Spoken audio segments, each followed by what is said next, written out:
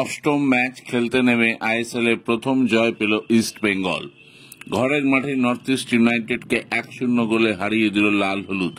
ম্যাচের একমাত্র গোলটি করেন দিমিত্রিয়স দিয়ামান্তিকস। দুর্দান্ত বল বাড়িয়েছিলেন মাদি তালাল।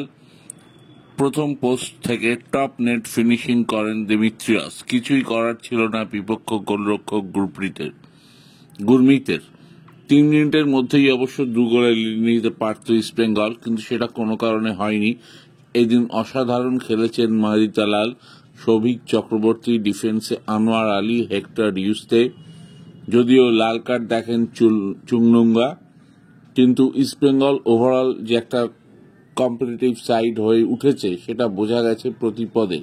সৌভিকও দুর্দান্ত ছিলেন মাঝ মাঠে, আর রাকিব অনবদ্য, তিনি আলাদিনকে নড়তেই দেননি। খবরটি ভালো লাগে থাকলে, ইস্ট বেঙ্গলের জয় ভালো লাগলে সাবস্ক্রাইব করুন।